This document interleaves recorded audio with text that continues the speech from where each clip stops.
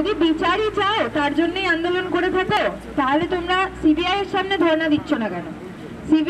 CBI দপ্তরের সামনে ধর্ণা দাও, মানে বিচারটা ওরা দেবে। কিন্তু